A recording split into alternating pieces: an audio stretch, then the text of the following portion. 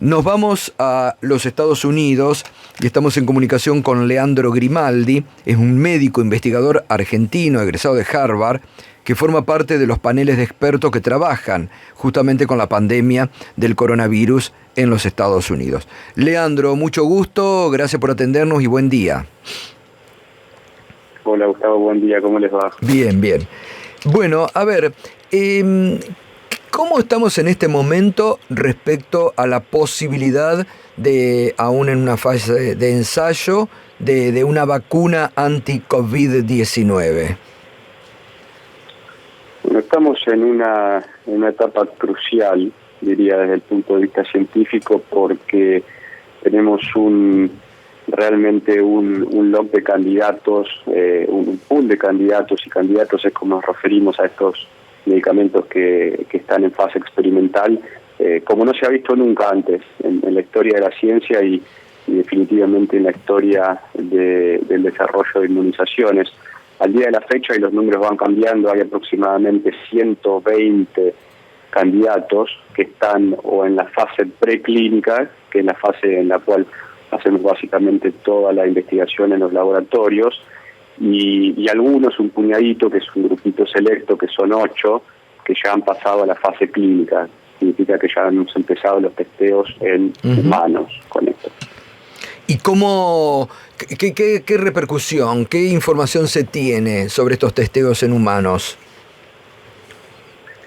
Mire, habrán leído los titulares aquí en Estados Unidos, una repercusión enorme. Ayer la compañía que está aquí en la ciudad donde yo vivo, que es en Boston, que se llama Moderna, y salió a publicar unos resultados que, si bien muy parciales y preliminares, de un estudio clínico de fase 1, para que la gente entienda cómo estábamos dividiendo estos estudios clínicos. Hablé de la parte preclínica, ahora estoy hablando de la parte clínica, o sea, en humanos, y hay 3 fases diferentes, ¿no? Fase 1, 2 y 3, antes que se llegue al proceso de aprobación de un nuevo medicamento, de un nuevo fármaco. Entonces, salieron a hablar de estos resultados preliminares del estudio clínico de fase 1 que hicieron, en donde dijeron, bueno, el candidato de vacuna que tenemos ha demostrado ser, por una parte, seguro en un grupito de pacientes muy, pero muy pequeños, y por otra parte ha demostrado que puede generar lo que se denomina dentro del sistema inmunitario y en el desarrollo, ¿no?, de fármacos, una memoria inmunológica, ¿no? Entonces, básicamente puede uno replicar cómo el virus desarrollaría estos anticuerpos en el cuerpo de diferentes pacientes de manera natural a través de esta inmunización. Y ahora lo que está sucediendo, Gustavo, es que está preparando el estudio de fase 2, que ya con muchos más pacientes, estamos hablando de unos 600 pacientes, va a dar lugar a tener mejor evidencia para ver si realmente esta vacuna es segura, por una parte, y es efectiva, por otra parte. ¿Y qué tiempo podría llegar después para que se produzca y quién la va a producir? Porque también sabemos que aquí después, el otro día, por ejemplo, China pidió que esto se convierta en algo de bien público, ¿no? Porque después van a empezar los tiras y aflojes, ¿no? El otro día en Alemania decían, bueno, sacamos una vacuna, le damos la prioridad a Estados Unidos. ¿Cómo se estaría manejando esto? Sí, es interesante. La realidad es que cada compañía y cada grupo de investigación va a terminar negociando sus propios términos, pero le comento en términos generales lo que se está hablando, y lo más probable que suceda es que termine haciéndose un convenio público-privado, en el cual esta compañía, que más que seguro va a ser una compañía privada que va a terminar sacando la vacuna, o la primera, y estoy más que seguro que va a haber más de una en el mercado pronto, va a terminar haciendo convenios estratégicos con diferentes compañías, y estas ya multinacionales, para poder hacer la producción, la manufactura en escala, y después la distribución y la logística. En el caso de esta compañía que le comentaba, Gustavo, para darle un ejemplo específico, salió el CEO a hablar hace aproximadamente una semana, unos 10 días, diciendo que firmaron un contrato estratégico a nivel global con otra compañía de manufactura gigante, multinacional, que se llama Lonza, y que prevén poder manufacturar aproximadamente 1 billón de dosis de esta vacuna, si es efectivamente aprobada, ¿no? Y si sale al mercado, por año. y esta compañía que le digo de manufactura tiene presencia en diferentes rincones del planeta, lo cual haría que la parte de logística y distribución sea mucho más sencilla. Así que bueno, creo que así se va a ir negociando, ¿no?, cada contrato, ¿no? ¿Y qué plazos se están manejando, digamos, para que llegue a los ciudadanos del mundo? Mire, yo creo que si este torbellino realmente de desarrollo científico que no tiene precedentes se sigue dando como se está dando, no es nada descabellado pensar que tengamos uno o más de uno, quizás 2 o 3 candidatos que estén cerca del proceso de aprobación por la entidad que corresponda, el FDA en Estados Unidos, el ente homólogo en Argentina, por ejemplo, por decir, en Europa, China y demás, hacia fin de año.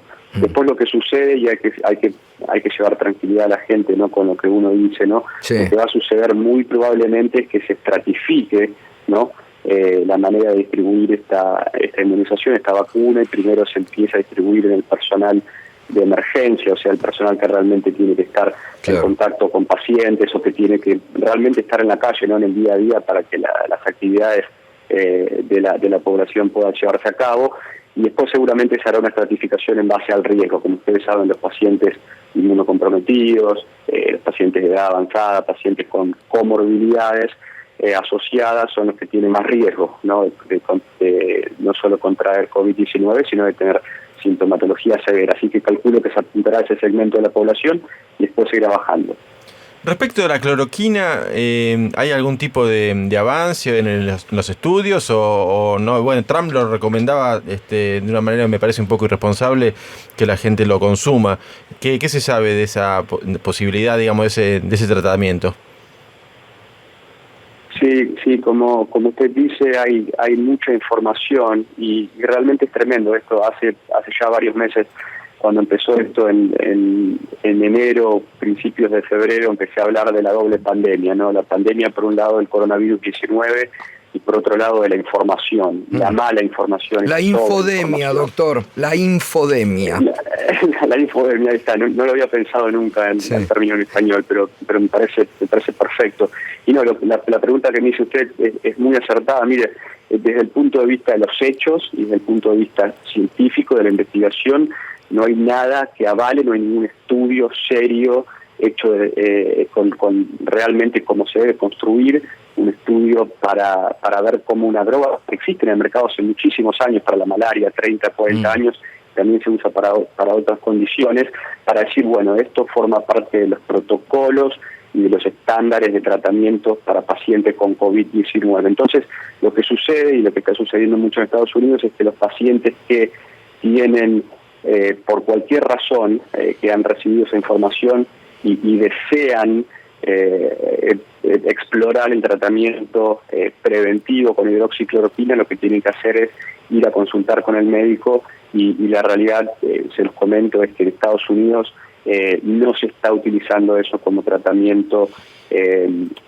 profiláctico o como un tratamiento para pacientes que ya tienen sintomatología avanzada. Así que bueno, esos son los estudios que tenemos. Para culminar, hay varios estudios grandes, serios, que se están haciendo al momento.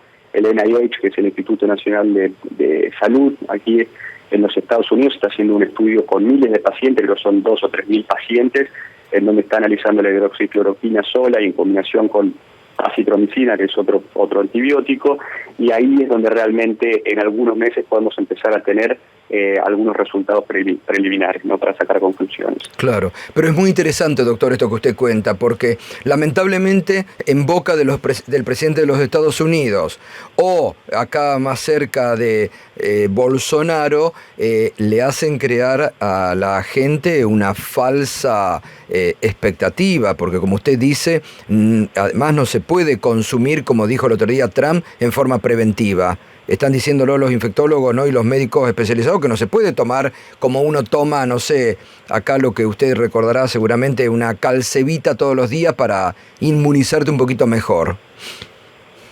Sí, no, tal cual, Gustavo. La realidad y el mensaje tiene que ser muy claro para los pacientes. No salgan a buscar ningún medicamento por su cuenta, no se automediquen.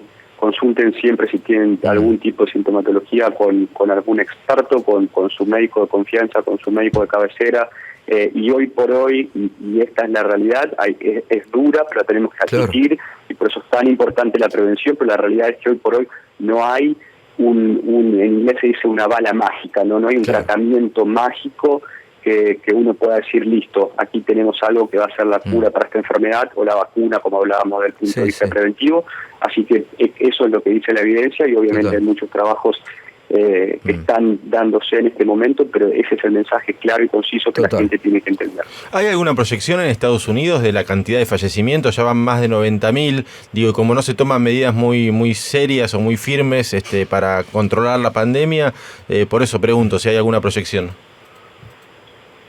Mire, los modelos que se están haciendo y los modelos que hacemos nosotros a través de colegas con los cuales tengo contacto el día a día en la Universidad de Harvard, que se dedican realmente a hacer este tipo de modelos para enfermedades infectocontagiosas y otras, varían realmente. ¿Y sabe por qué varían? Porque Estados Unidos es un país tan amplio, en donde cada estado tiene tanta independencia para tomar decisiones, o por ejemplo ir saliendo de la cuarentena, cuáles son los comercios esenciales, cómo se va a mover la gente, que realmente va a tener que ver con la inteligencia que tengamos en cada estado, en este país, para empezar a reabrir la economía de una manera paulatina y de una manera que evite lo que en epidemiología se llama el efecto rebote, ¿no? Que es esa famosa curva que seguro han hablado en el programa, ¿no?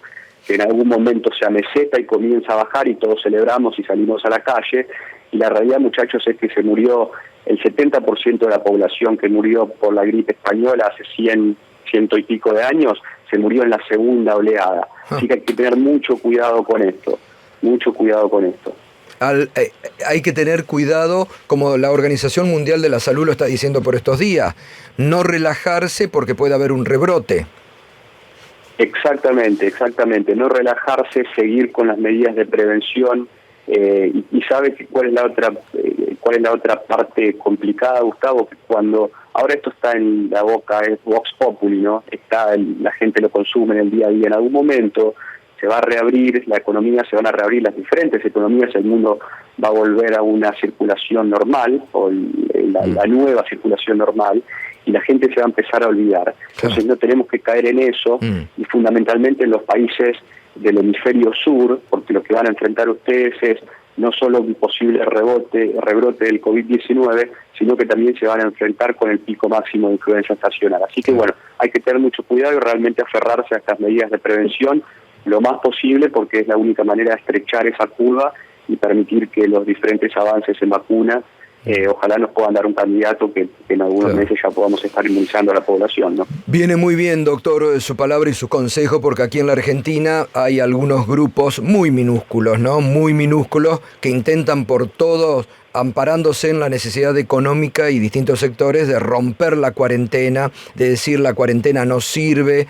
y bueno, está visto que los países que no se han aferrado a la cuarentena han tenido casos, bueno, tremendos, como Italia, como España o ahora Estados Unidos, ¿no? Sí, exactamente. Yo creo que a mí me parece fantástico, uno lo vive de lejos, hace muchos años que no vivo en Argentina, pero me parece fantástico la manera en la cual la población se ha aferrado a las diferentes medidas que ha tomado el gobierno y los diferentes gobiernos en las provincias, porque se ha manejado de una manera muy orquestada, muy homóloga, lo cual es un poco atípico para la Argentina. Me llena de orgullo que haya sido así, y la gente no tiene que relajarse y realmente tiene que entender que esto va a seguir por un tiempo más. La paciencia es clave, la economía es fundamental que la vayamos reabriendo, sin ninguna duda nadie discute eso. Lo que estamos hablando es el cómo lo hacemos, y de una manera paulatina es la mejor manera que podemos dar pasos hacia adelante sin después terminar dando 10 pasos hacia atrás, si me entiende, ¿no? Y tener que sufrir todas las consecuencias. Totalmente. Doctor, la verdad que muy interesante, y le agradezco mucho la claridad para un mensaje que es muy necesario desde el punto de vista de los que saben, a los que hay que escuchar, y no de los falsos profetas. Así que le mando un fuerte abrazo y gracias. Un abrazo grande, muchachos. Hasta luego. Gracias. El doctor Leandro Grimaldi, desde Estados Unidos, en Boston, es médico investigador argentino en Harvard.